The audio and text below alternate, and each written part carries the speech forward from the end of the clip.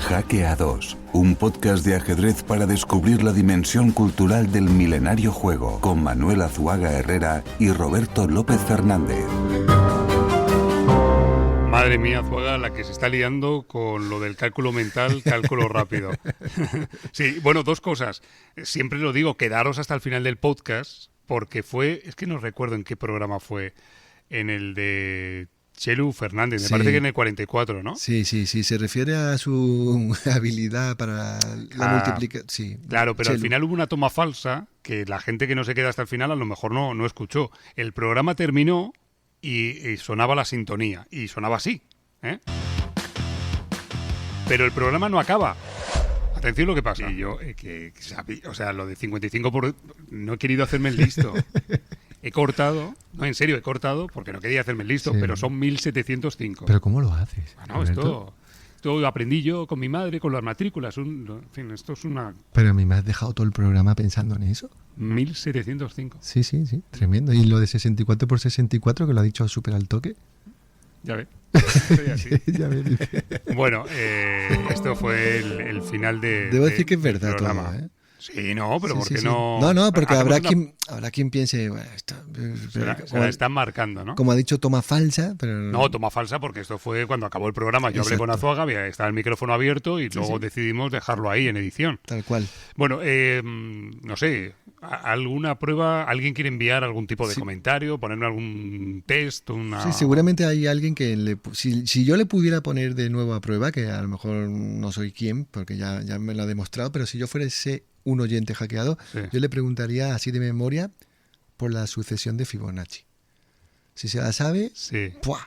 O al menos 7, 8 numeritos, entonces es que es verdad todo y es usted Bueno, un genio. esto es fácil. Ya, también. Venga, la sucesión, ¿no? De Fibonacci. 0, 1, 1, 2, 3, 5, 8, 13, 21, 34, 55... Sigo. Es que no lo sé, porque yo tampoco me la sé. O sea, Ya. yo si lo llego a saber, lo miro primero, ¿no? Pero usted ha dicho 011, ¿ha dicho? 0, 1, 1, sí, siempre 0, 1, 1, 2... Pero es 0123, ¿no? No, es 0, 1, 1. Es lo que se llama relación de recurrencia. Ah, bueno, Bueno. empieza.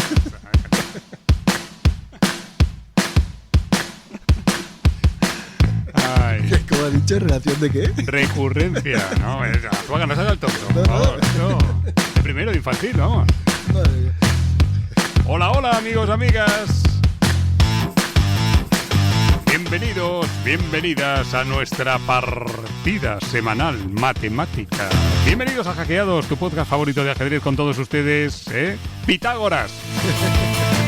Azuaga, ¿qué tal? ¿Cómo está? Que no sé cómo, de verdad que no sé cómo empezar. O sea, Es que lo mejor de todo es que usted llevamos años conociéndonos y no sabía esto. No lo sabía. Es que no, tenemos que conocernos más. Prometo no hacerle más desafíos matemáticos porque Ya. es increíble, relación de recurrencia. Bueno, ¿qué tenemos en el programa de hoy? Pero tenemos música, porque con las matemáticas no me atrevo, así que le he traído ajedrez, la perfecta armonía. ¿Cómo? La conexión entre música y ajedrez, ya sabe usted que ha inspirado la obra creativa de Ennio Morricone, de Prokofiev, del grupo sueco ABBA. Olé. Pues de todo eso vamos Ya. a ir hablando. Creo que Bisbal también en una canción Sí, ¿verdad? habla Sí. de ajedrez. Pues junta dos cosas que nos gustan mucho, el ajedrez y la música. Pero ¿qué más tendremos hoy? Bueno, hablando de arte y de cultura, vamos a tener un invitado muy especial, Eduardo Escala, ¡Ole! ajedrólogo, bohemio, ¿verdad? Sí, señor. Y el primer profesor, el Magister Ludi del ajedrez educativo en España. Si está Eduardo Escal en el programa, este programa va a ser un programón, ¿eh? Claro. Bueno, ¿tenemos biblioteca o tenemos lo otro? Tenemos biblioteca, que nos está tomando el gusto aquí Luisón con estas recomendaciones de libros, todas son muy recomendables, la verdad. Sí. Y vamos a poner hoy el cierre de lujo con un saludo y una pregunta de Marta Migó, la autora del libro Dame la mano, el ajedrez como herramienta educativa, que además es coordinadora del programa Scats a la Escola. Muy bien, lo ha clavado también, ¿eh? Catalán. Es que el catalán le va como el ucraniano, ¿eh? Escolta. Madre mía. Bueno, pues lo dicho, entre ajedrez, música, escala, la biblioteca de Caixa, Luisón, Marta Migó, esto nada puede salir mal. ¿Empezamos? No, venga. ¿Estáis preparados? Chicos, chicas, hackeados, ¿al lío? Venga, vamos.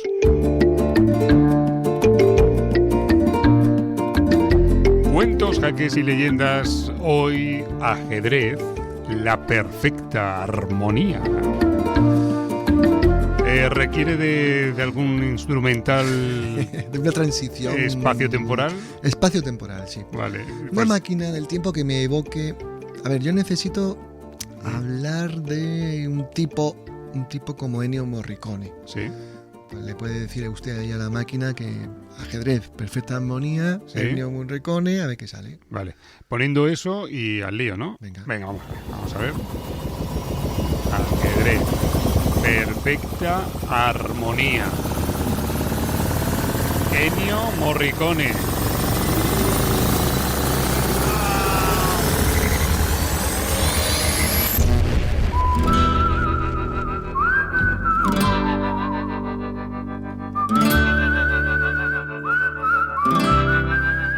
Es música muy evocadora, Me encantaría silbar así. ¿Sabe que muchas veces pensamos que silbamos mejor de lo que suena?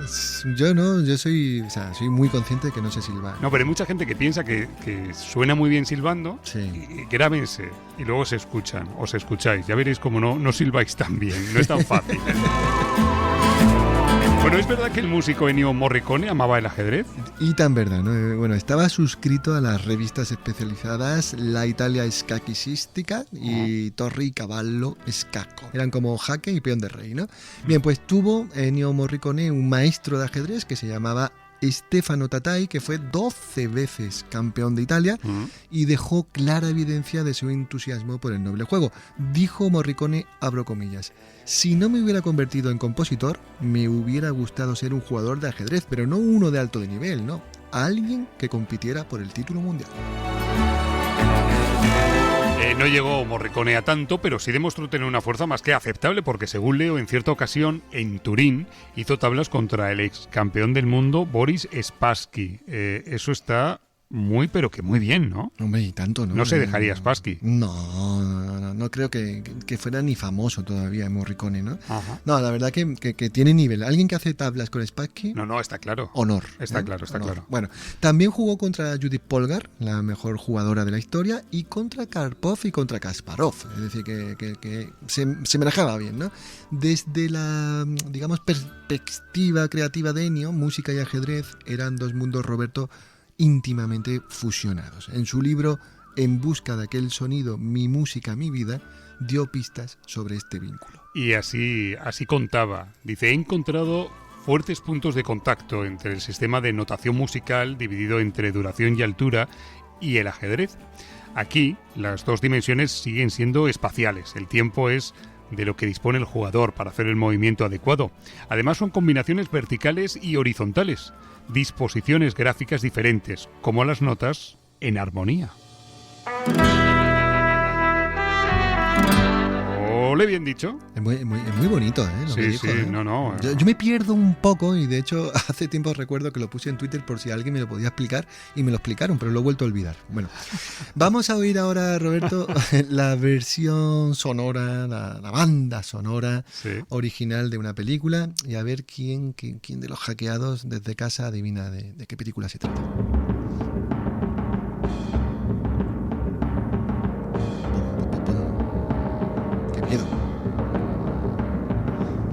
Bueno, es de Ennio, ¿no? Es de Ennio. Es de Ennio.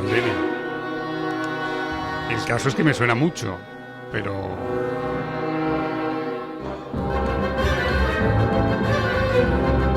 ¿De las antiguas o de las recientes? Recientita. Joder. Recientita. No sé. Aquí no, aquí pincha, ¿no? Ah, pincho. Bueno, Los Odiosos 8. No, claro, de Tarantino. Exacto, ¿no? Bueno, pues cuando Morricone compuso esta banda sonora, pensaba en el estado de ánimo que se experimenta durante una partida de ajedrez. Pero ahora que lo dice, subimos la banda sonora y pensad en ello, ¿eh? La pasión en blanco y negro de Morricone, ¿no? Así, ¿no? Bueno, pues le llevó a lanzar un disco incluso bajo el título Tablero de ajedrez musical. Y es que para el director de orquesta italiano, jugar es un poco como escribir música. No fue Morricone el único que sintió esa doble fascinación artística, música y ajedrez. Ajedrez y música han venido acompañándose a lo largo de los siglos como elementos necesarios para la creación de lo que llamamos cultura humana, ¿no? Muy bien, se ha puesto usted muy elevado. Yo Hombre. le voy a seguir todavía más, ¿vale? Mira, yo diría incluso que música y ajedrez son el neutrón Ole. y el protón Sí. de un mismo núcleo atómico. Joder. Es decir, que el electrón, es decir, rodeando este núcleo, Sí, sí. estaría entonces representado por otra materia, que es también un misterio, las matemáticas. Eso sí que le suena a usted, experto. Bueno, pues ajedrez, música y matemáticas, es quizás por ello que aparezcan tantos niños prodigios, ¿no? Como usted, ¿no? Es decir, yo diría que sí. Bueno, usted no es tan niño, pero sí prodigio, ¿no? Y creo que es por eso, porque es un misterio y una magia a la vez, ¿no? En cambio, en campos como la literatura o como el cine, nadie puede escribir una obra maestra durante la infancia.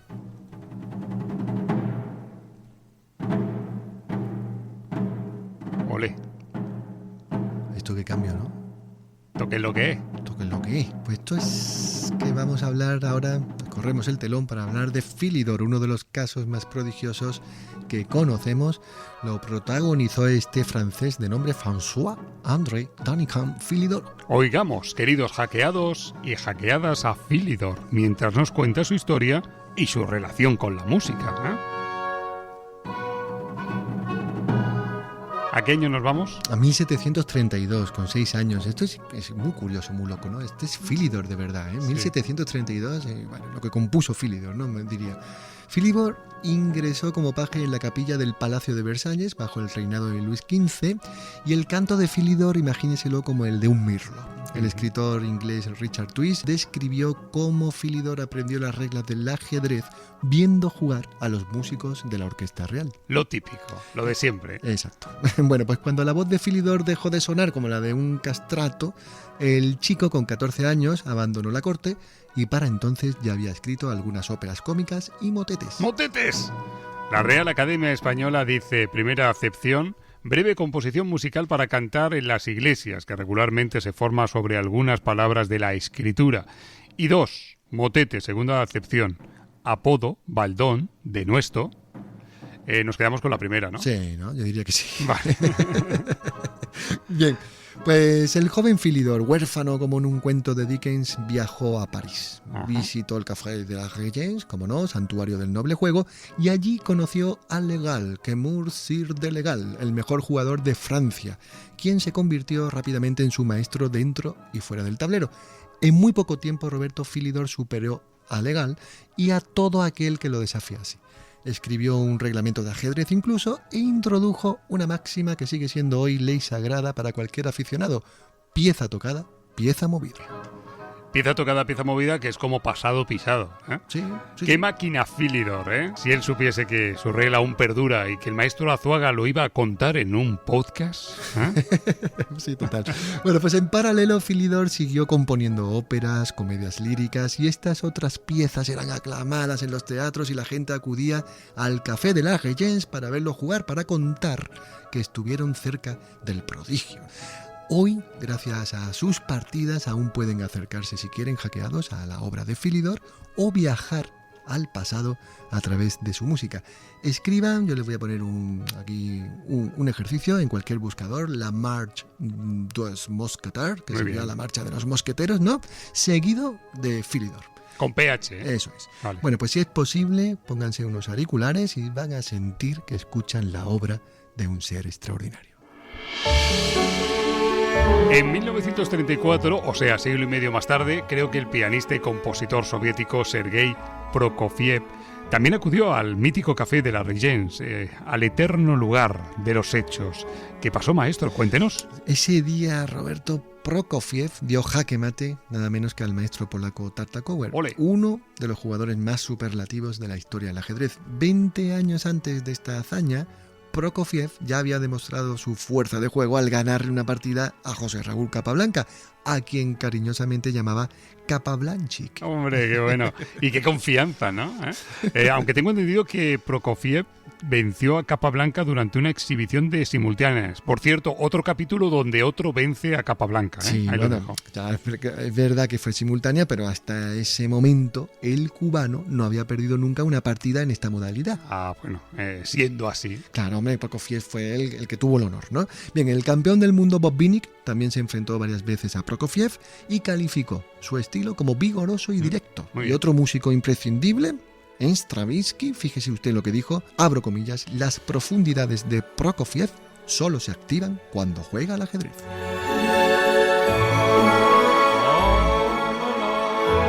Qué bonito, ¿eh? Muy bonito, ¿no? Sí, Que sí, suena sí. así. Bueno, pues así, al citar a Prokofiev, aparece al toque, ¿verdad?, su buen amigo, el violonchista Gregor Piatigorsky, ¿no? Que sé que a usted, pues, como que le gusta, ¿no? Sí, hombre, hablar de Piatigorsky, lo he dicho bien, ¿no? Hombre. Es hablar del mejor intérprete de cuerdas de todos los tiempos. Eso es, ¿no? Pues sabrá que Gregor, para ser más fácil, Mejor. escapó de las autoridades soviéticas. Se fue en un tren de ganado y acabó en Francia violonchelo en mano. Se casó con Jacqueline, una escultora, ajedrecista, que pertenecía a la familia de banqueros Rothschild. Ujú. Pero los nazis ocuparon París y el matrimonio huyó a Nueva York, donde ya fijó residencia. Bien, pues Jacqueline Piatigorsky logró ser la segunda mejor jugadora de Estados Unidos. Una mujer culta y cuenta las crónicas que con vocación bohemia. Eso es, ¿no? Una mujer que jugaba al ajedrez con Prokofiev, con Marcel Duchamp también, y bueno, pues que cuenta que su casa era un lugar de encuentro para artistas, intelectuales, y durante años, acuérdese que Jacqueline se convirtió en la gran mecenas del ajedrez estadounidense. Si no me equivoco, fue ella la que patrocinó la famosa Copa Piatigorsky, ¿no? Claro, eso es, ¿no? Un par de torneos solo hizo, ¿verdad? Y en su segunda edición, la del 66 en Santa Mónica, pues provocó que el ruso Boris Spassky lograra el triunfo por delante de un jovenzuelo que ya deslumbraba, ya se imagina, Bobby Fischer, ¿no? Sí.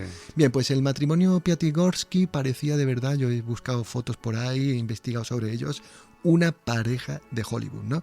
He encontrado un documental que se llama en inglés Una tarde con Gregor Piatigorsky del 78, en el que hay una bellísima escena donde vemos a Jacqueline jugando al ajedrez con su marido y de fondo la voz en off de Gregor y el cello que suena tranquilo y melodioso. Vale, pero le vamos a dar un girito a la historia, ¿le parece bien? Venga, sí. Pues la cosa a lo Ritmo, mejor ritmo, nos ritmo, está quedando un ritmo. poco así. Música. ¿Cómo? No me esperaba yo este cambio tan radical, ¿eh? Maestro, explíquenos porque estamos escuchando a ABBA, ¿eh? ¿Cómo hemos llegado hasta aquí? Claro, hemos llegado a través del encuentro entre Fischer y Spassky en Santa Mónica, porque aquello fue el preludio de la batalla que ambos libraron más tarde en Reykjavik, que ya saben, en 1972, cuando Fischer se coronó campeón del mundo. Bien, pues entre los millones de aficionados que siguieron este duelo estaba Tim Rice, que fue un productor musical que había alcanzado la fama con la ópera rock Jesucristo Superstar, ¿se acordará? Sí. Bien, pues Rice quedó impresionadísimo por el devenir político que en plena Guerra Fría estaba alcanzando el campeonato y entonces pensó en adaptar todo aquello y escribir un musical ambientado en un torneo de ajedrez. Madre mía. Fíjate, hemos pasado de Fischer a Spassky a Tim Rice, a Jesucristo Superstar y podríamos haber acabado en Camilo VI, ¿eh? ¿No fue en el programa anterior que salió Rosa Conde de pronto? Sí, Pues sí, hoy sí, Camilo VI, ya está. Bueno, muy interesante. ¿Y qué pasó? ¿Qué Bueno, pasó? que pasó que Rice le contó esta idea de llevar lo del torneo, ¿no? Y tal, a un musical a varios colegas, pero el proyecto como que no cuajaba, se quedó allí en el olvido y pasaron años y años hasta que una tarde este Rice se quejó de su mala suerte a un productor que se llamaba Richard Bobs. Y este Richard sabía que, a ver si lo digo bien, George Ulvaeus y Benny Andersson, es decir, las dos B del grupo sueco ABBA, querían escribir un musical a lo grande.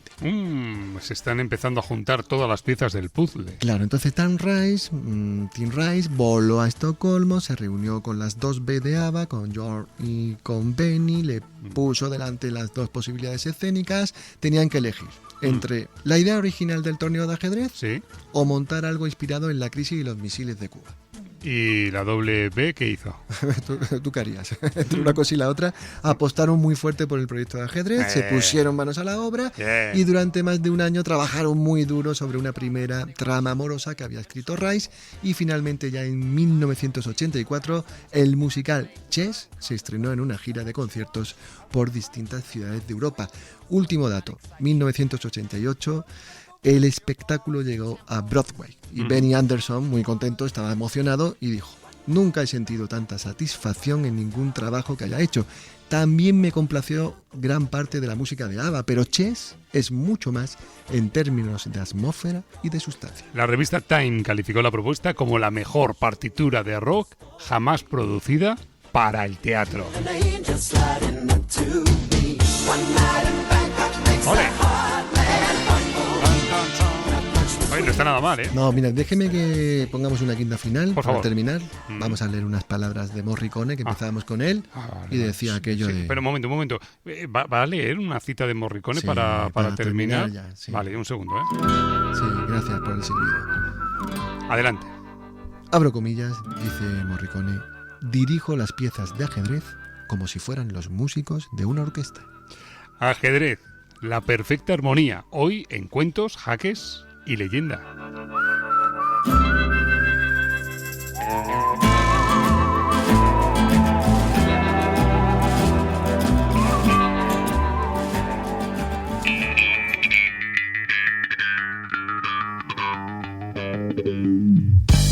Y ahora con la sintonía de Alonso Arreola, que esto lo decimos poco, Azuaga. Sí. O sea, esto que estáis escuchando está personalizado, para nosotros, Ahí está, mira.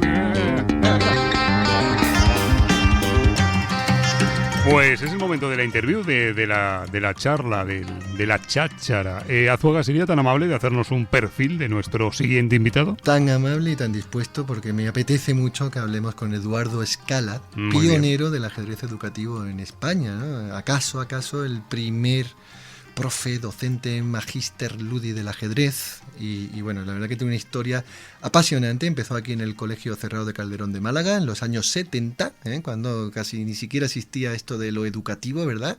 Y él ya llegaba de por allí con sus tableros, su bohemia y su trascendencia, ¿vale? Así que Eduardo Scala. Eduardo Scala, hola amigo, ¿qué tal? ¿Cómo estás? Bienvenido a Hackeados. ¿Qué tal, amigos? Buena tarde. Bien. Gracias por atender nuestra llamada. Es un auténtico placer tenerte con nosotros. Voy a empezar por aquí. Bueno, primero, ¿dónde estás? Que siempre pregunto esto un poco por ubicarnos en el mapa. ¿En qué lugar del mundo estás? Bueno, vivo hace 12 años en Ávila. Ya sabéis que es la ciudad más alta de España. Yo digo que vivo en el Tíbet. En el Tíbet castellano. Muy bien. Eduardo, oye, vamos a empezar preguntándote por lo de pionero del ajedrez educativo. Años 70, cuando tú planteas el ajedrez como una herramienta educativa, en aquellos años, ¿qué te decían? ¿Qué caras te ponían? Pues es muy interesante la experiencia, porque como ha nombrado en su espléndido artículo Manuel, que ha salido en Sur, a través de Dámaso Ruano, amigo, pintor, grande.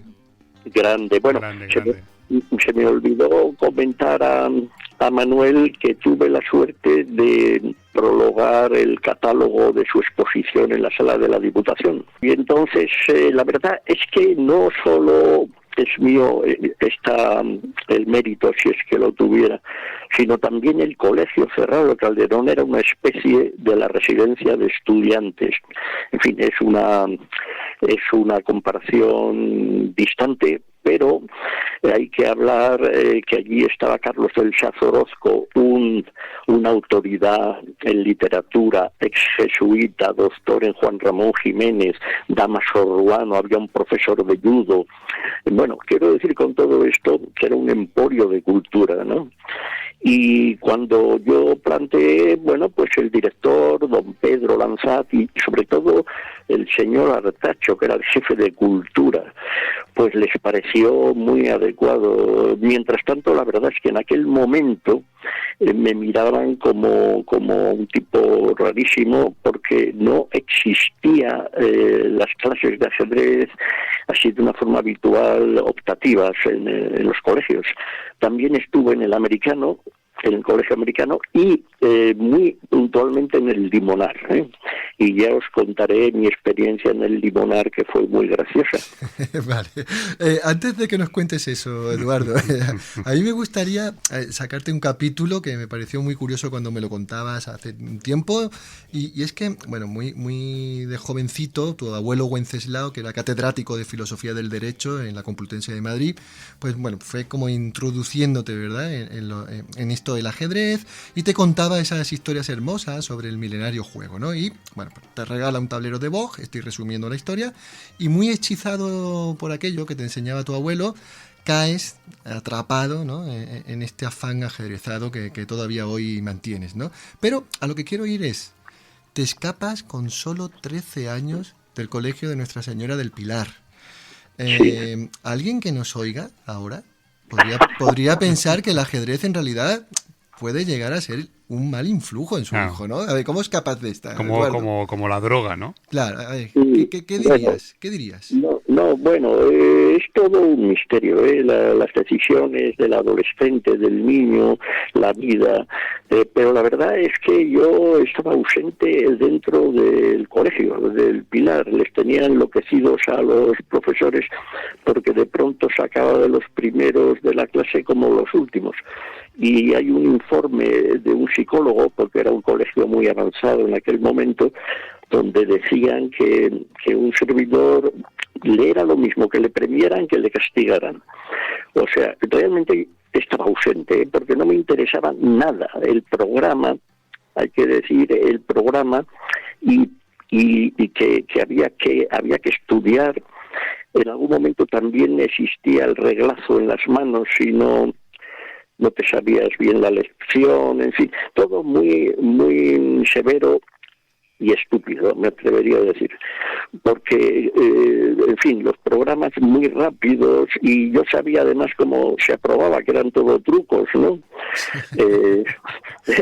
Veía ya venir el tema del trucaje, de tal forma que coincidió con una enfermedad que yo tenía, que me ayudó también, y entre una cosa y otra desaparecí de este colegio, no quise volver, y por supuesto me entregué al ajedrez porque vi el sentido del ajedrez, que ahí todo es lógico, es razonable, está ahí la verdad, ¿no? Y claro, encontrar este espacio pues fue un alivio muy grande para mí. Tengo aquí el artículo que te escribió Azuaga y dice: en 1973 Scala se mudó a Málaga. Para pagarme el viaje y mi nueva vida me deshice de mi biblioteca de ajedrez, era un tesoro. Recuerdas. Dices, lo vendí todo. Eduardo, sí. Vaya tela, ¿no? Bueno, hay que decir varias cosas, que no sé si lo expliqué bien. Yo ya me había retirado en el 67 del ajedrez. Entonces, para mí, estos libros, en fin, era un tesoro porque, entre otras cosas, yo tenía mi propio encuadernador y encuadernaba las ediciones con mis iniciales ES. Y bueno, para mí os podéis entender, es una belleza. Recuerdo, por ejemplo, los 2 tomos del torneo de Zúrich, comentados por Naidor, con unas fotografías espléndidas, en fin, joyas, ¿no? Y algún libro antiguo de ajedrez. Pero para mí, yo ya me había despedido del ajedrez. Entonces, era mi único caudal para llegar a Málaga y sobrevivir 2 meses, todo hay que decirlo. Y en estos 2 meses tenía la necesidad también de encontrar trabajo, que tuve la suerte, otra coincidencia, de Sol de España con Nicolás de Laurentiis, que además era un gran ajedrecista. Y, o sea, que la fe, hablamos de la fe, ¿no? Y entonces todo se constela, todo se alinea, ¿no? Los astros, para que se pueda hacer esta suerte de locuras, Acabas de nombrar a Nicolás de Laurentiis, que a sus 24 años era conocido como el profesor y era el director de periódico más joven del país, de toda España. Y él dirigía El Sol de España con sede en Marbella. Es una historia muy bonita porque a partir de tu amistad con Nicolás empiezas a publicar una sección que se llamaba Ajedrez-Arte, Ajedrez Arte, en la que mostrabas una posición crítica que seleccionabas de partidas magistrales, pero aquí lo novedoso era que incorporabas una pista a la solución del diagrama a partir de un aforismo. Entonces, claro, los filósofos, los pensadores, Platón, Lorca, eran los que te daban la pista de cómo solucionar, ¿no? Qué cosa más bonita, Eduardo, y no sé si sigues teniendo, pues bueno, esa creatividad, ese afán con los aforismos, o eres capaz de leernos incluso alguno. Sí, es así. Me inventé este sistema de correspondencia que se llama, donde un pensador, un poeta, un científico, pues ilustraban la posición, daban la pista, ¿no? De tal forma que fue muy interesante porque, bueno, publiqué miles, tengo 6.000, es una cifra tremenda, que es materia de libro, ¿cómo no? Con estos aforismos, que por cierto había que ir, no es como ahora con Internet, no existía Internet, y había que ir subrayando lecturas y extrayendo aforismos, y siempre he amado el aforismo, el silencio, en fin, es la síntesis, es la escritura más potente, ¿no? De ahí que publiqué también La semilla de Sisa, dedicado a Anand, presentado con el propio campeón del mundo en el torneo Ciudad de León 2001 y con un poeta extraordinario que ha muerto hace 2 años, Hilario Franco. Pues si os parece, puedo leer de algún aforismo donde incido en la naturaleza del ajedrez, que no es un juego de guerra. Si me permitís... Vamos a poner una música, ¿no? Para este momentazo. ¿Quieres música o quito música? Casi que... Espera, no, lo que diga Eduardo. ¿Ponemos música o quitamos música? Pues yo os diría que la quitarais, porque la música ya sabía yo. Del aforismo llevan su propia música. Venga, pues silencio en la sala. Absoluto, por favor. Aforismos. Apagamos luces. Qué nivelazo y qué regalo. Eduardo, cuando quieras. Gracias. El cuadrado por el que circulan las piezas blancas y negras es el cuadrado mágico de Mercurio. Cifras del cuadrado de Mercurio: 8, 64, 260. Cuadrado del 8, 64 casas.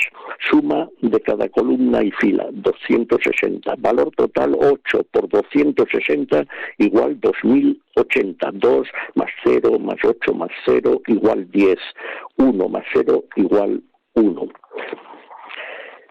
El 8, octógono, es el mediador, Mercurio, entre el cuadrado y el círculo, tierra y cielo, Virgo, Géminis, manifestación del mundo intermedio. Re, bis o ajedrez, juego andrógino, mercurial, para 2 cabezas, juego de Jano, señor de los solsticios. Juego de la verdad o juego de los filósofos, juego del 8 serpentino salomónico. El ajedrez es un sistema sísmico que nos introduce en la transparencia del misterio. El ajedrez no es un juego de guerra, de desgarramiento dualista, sino de unificación mercurial. Juego tántrico, la sustancia única, principio masculino y femenino en un constante coitus. Las figuras negras son las compañeras de las figuras blancas, no sus enemigas. Mística guerra del reino escindido por 2 reyes, búsqueda de la unidad. El día que el ajedrecista comprenda que es un jugador o mago y no un gladiador, habrá recuperado el trigo de Sisa, ocultado bajo la paja o cizaña de la competitividad externa. El gran ajedrez, juego dinámico de los contrastes o contrarios, no se juega con odio, sino con el oído músico y la dicha de la armonía. ¿Acaso la voluntad militar, el martillo de Marte, gobierna el arte de Mercurio? El gran maestro, medium o Mercurio, señor del conocimiento. Jugar la secreta armonía en una disciplina semejante a la de la poesía o la música es la única guerra-amor del juego, de los juegos. Qué maravilla. Espera un momento, ¿puedo poner aplausos? Sí, ¿no? Sí, por favor. Qué regalazo. Qué bueno, gracias por... Gracias a vosotros. Hemos hecho un momento de silencio de recogimiento y de reflexión. Absoluto. Me ha encantado el primero, porque lo he ido siguiendo, lo iba visualizando, ese cuadrado mágico, esos 260. Bueno, Roberto. Sí. Oye, te quería preguntar por encuentros que has tenido en tu historia ajedrezada, ilustres, de la talla de Najdorf, de Kasparov o del genio Fischer. Creo que fue en 1994, si no me equivoco, cuando conociste a Botvinnik, ¿no? Patriarca del ajedrez soviético, ¿no? Cuéntanos qué tal ese encuentro y ese ratito con el grande.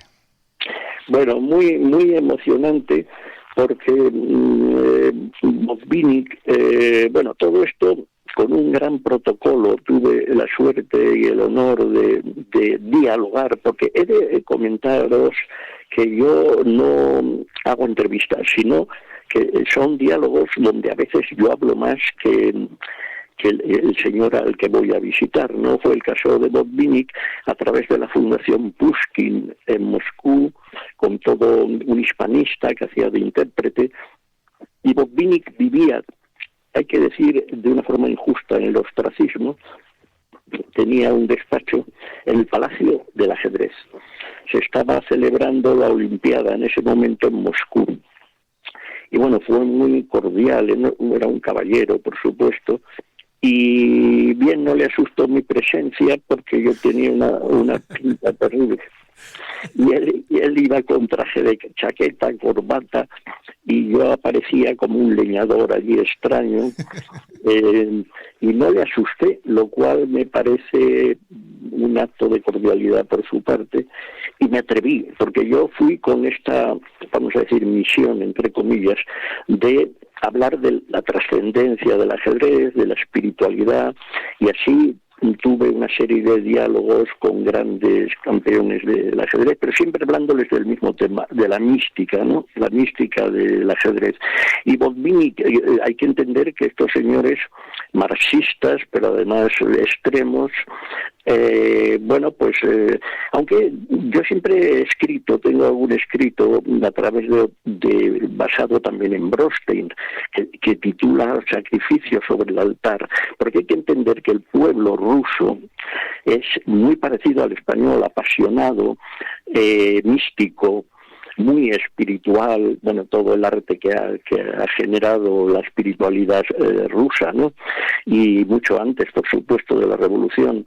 Y de pronto ya, en fin, les erradican el tema de Dios, el opio del pueblo, y se lanzan al ajedrez a orar, y por eso han estado ahí tantos años en silencio, orando en el altar del tablero, ¿no? Yo era consciente de este hecho subconsciente, hay que decirlo, y me atreví a hablarle en estos términos a Botvinnik, y la verdad es que respondió muy bien y con mucho respeto y gratitud, ¿eh?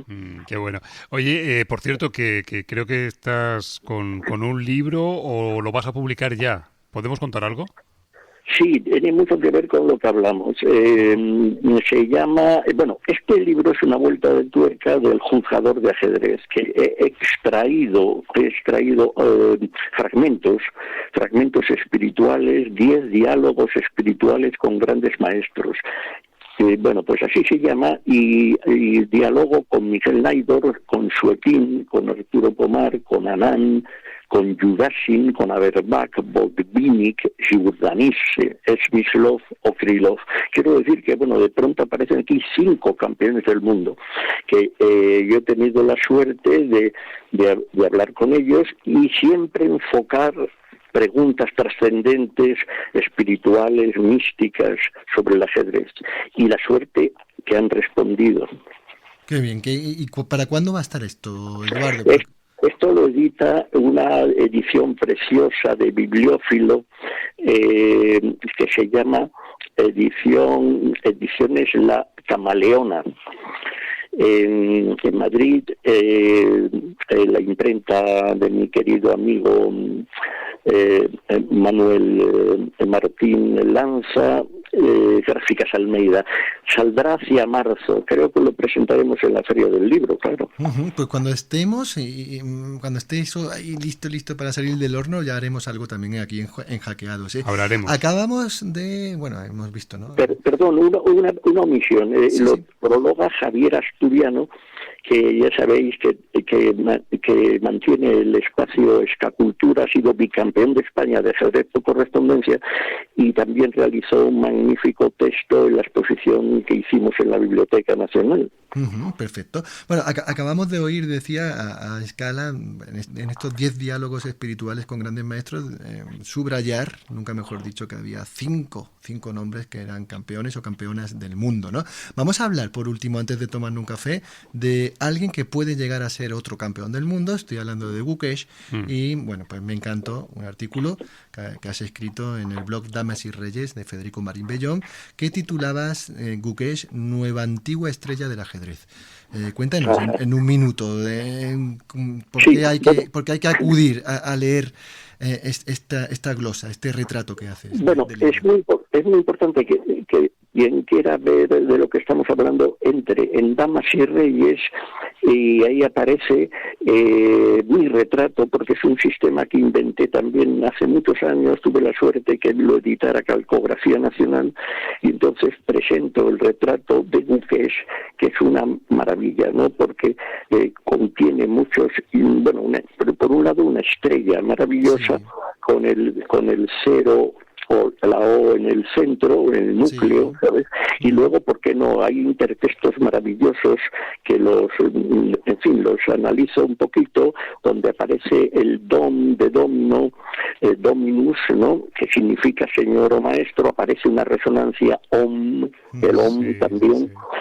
Y bueno, quiero decir con esto que para mí todos estos retratos que están realizados a través de la plomada, de la gravedad, o sea, yo no intervengo, no pongo el quito letras, es un poco todo es así como se sincroniza y aparece una belleza. Bueno, es una obsesión, he hecho muchas exposiciones con los retratos y es una forma. Yo retrato no con óleo, acuarela, sino con letras, dibujo los nombres, que como decían los romanos, el nombre es el hombre, ¿no? Nomen.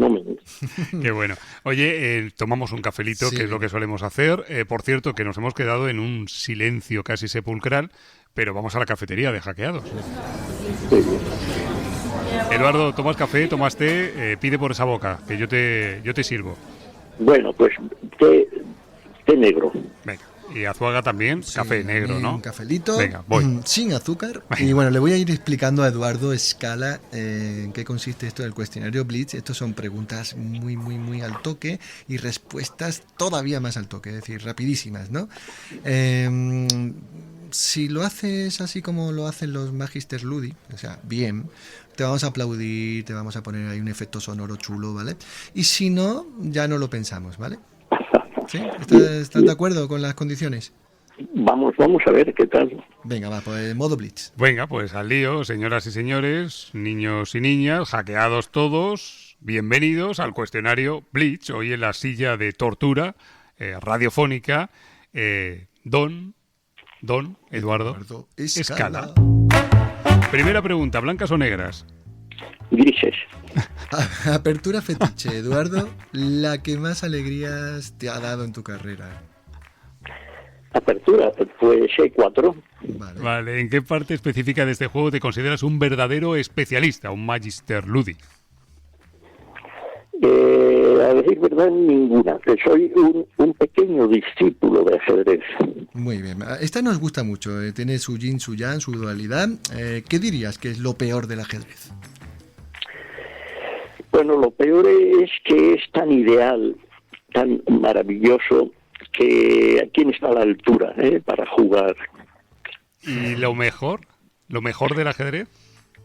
Lo mejor es la belleza, la armonía, la musicalidad que tiene dentro de este aparente silencio.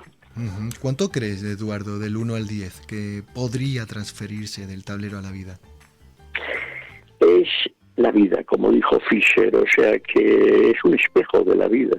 ¿Con quién te gustaría jugar una partida de ajedrez y aún no lo has hecho? La verdad es que he perdido el deseo competitivo y bien, no, yo reproduzco partidas de los grandes. Que es una forma de jugar con ellos también, ¿eh? Claro. ¿Qué hubiera sido Eduardo Scala si no hubiera sido lo que es hoy? Bueno, Eduardo Scala es nadie, hay que decirlo. Y además, no os fiéis de las apariencias, que yo no soy Eduardo Scala. ¿A quién has conocido en esto del ajedrez y has terminado por considerar tu amigo o tu amiga? Pues sí, esto es una de las virtudes del ajedrez, que crea amistad, hay un reconocimiento, y mi maestro, quiero recordar a mi maestro José Sanz Aguado, quien venció a Rey Ardit y fue mi maestro, en fin, en los años cuando yo practicaba ajedrez, sí. Apuntado queda. Como analista ajedrezado que eres, ese ojo clínico, ¿qué te dice sobre el duelo, título por el campeonato del mundo entre Gukesh y Diliren? ¿Cómo lo tienen en porcentajes, Eduardo? Pues creo que el campeón chino maravilloso es un ser. Bueno, los chinos en realidad tienen tienen una virtud que es un vicio, o sea, son demasiado humildes. Entonces, Dean ha tenido este trauma de pronto de convertirse en campeón del mundo, lo cual le ha traumatizado, está en shock, porque no son Kasparov precisamente, ¿no? Entonces este chico es enormemente humilde y toda la presión que recibe un campeón del mundo parece que no la está soportando. Parece que, bueno, viene además el príncipe... Un momento, es cuestionario Blitz, Eduardo. Es verdad, porcentaje. ¿Gukesh o Diliren? Porcentaje. Gukesh. Vale. ¿Cuál es la primera y última enseñanza del ajedrez? A, Z. Qué bien. Ahí has estado, gran maestro. ¿A quién le regalarías, Eduardo, un tablero de ajedrez y por qué? A cualquier niño, desde los 4 o 5 años, que se familiarizara con este arte. Y para terminar, tienes que completar la siguiente frase. Gracias al ajedrez, puntos suspensivos. Completa la frase. Gracias al ajedrez. Gracias al ajedrez, por el ajedrez, que es la vida. Bueno, tengo que decir, no sé lo que piensa Zuaga, pero que ha sido una entrevista deliciosa. Pero el Blitz, en mi opinión, ha sido de los mejores de la historia de Hackeados. Aplausos. Sí, comparto. No solamente Blitz, sino respuestas originales e inéditas. Nunca nadie había dicho grises, o creo que nunca nadie le regalaría un tablero de ajedrez a un niño. Me ha encantado. Eduardo, Aplausos. es un regalo. Sí, señor. Bueno, querido, estamos ya fuera de micrófono y esto, ¿no? No, vamos a despedirte. Te vamos a despedir. Te despedimos. No, perdóname. Mira, tengo un ajedrez que expuse grises contra grises, con el tablero blanco y negro. Es una pieza de arte que la expuse en Mallorca, en el Colegio de Arquitectos, y es precioso porque es el ajedrez de la no dualidad. Y lo tenía en la sala, y entonces veía cómo jugaban y ya nadie sabía qué bando tenía, porque estaba fusionado. Era una experiencia. Eduardo Scala es poeta, es artista, es ajedrólogo y es amigo de Hackeados. Un auténtico placer, de verdad, haberte tenido en nuestro programa. Un saludo y muchas gracias, Eduardo, que sigamos muchos más, ¿vale? Gracias, amigos. Hasta pronto.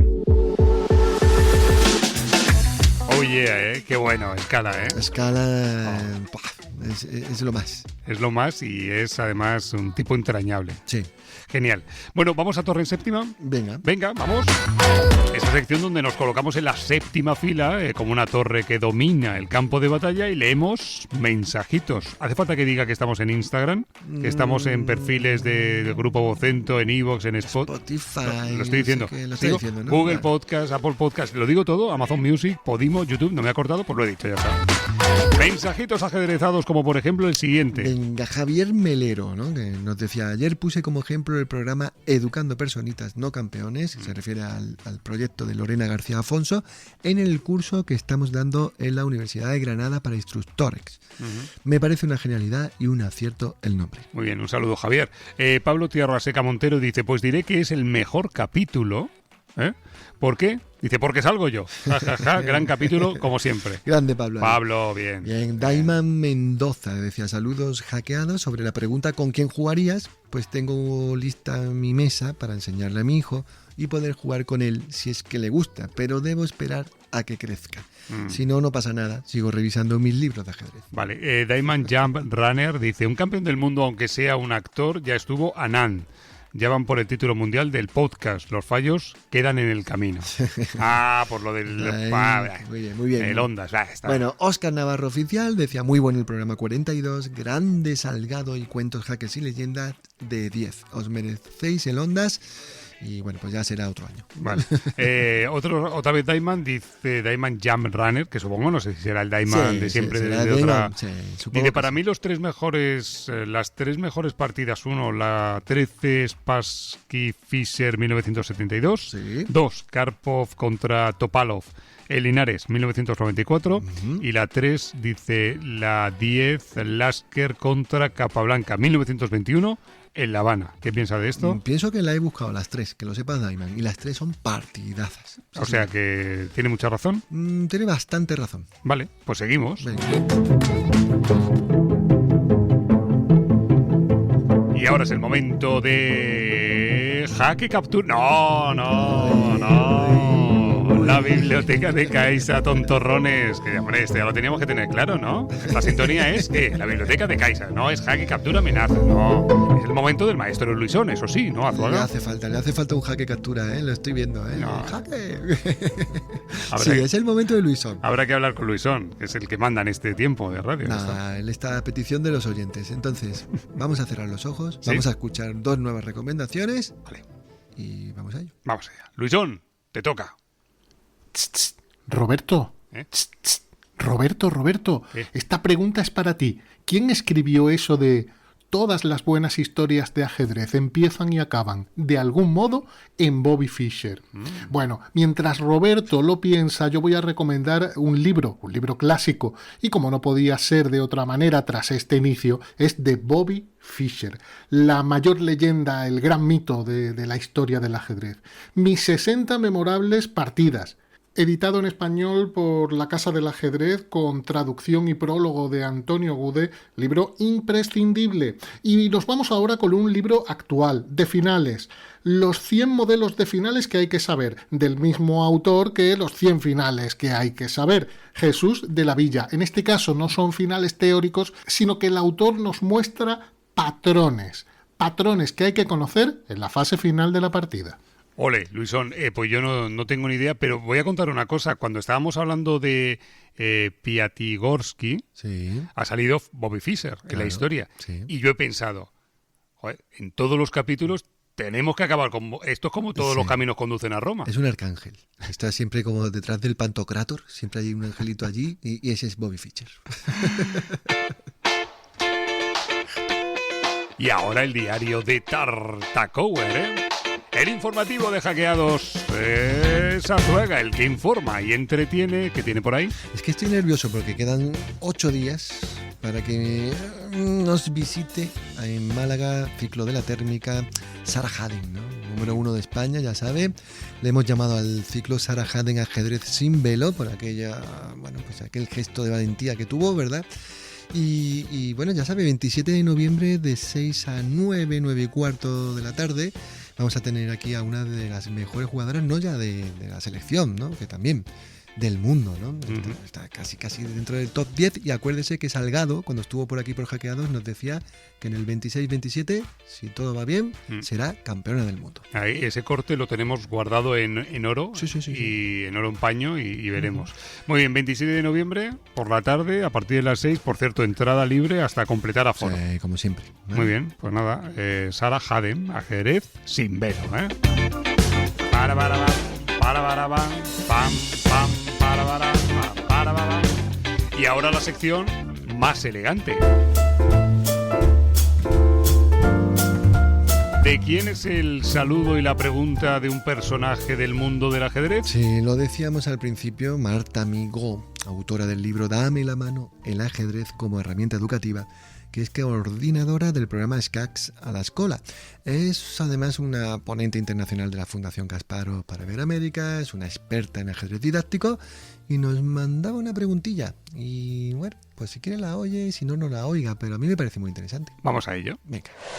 Hola, soy Marta Amigo y les quería mandar un saludo a los oyentes de Jaque A2, a los que quiero plantear la siguiente pregunta. Atención, si tuvieras la oportunidad de viajar con una máquina del tiempo, ¿qué evento ajedrecístico te gustaría presenciar?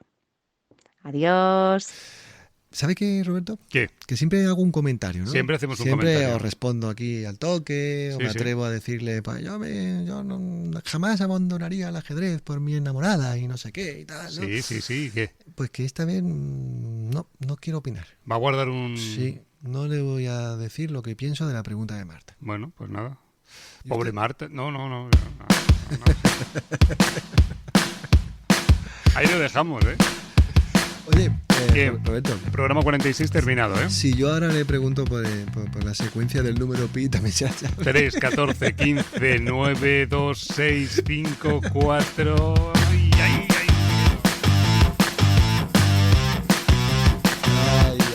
Bueno, algún día habrá que parar con esto, ¿eh? O sea, a mí me está dejando... Vale. Usted sabe lo que se dice en Andalucía, ¿no? Sí. Me está dejando a la altura de la babucha.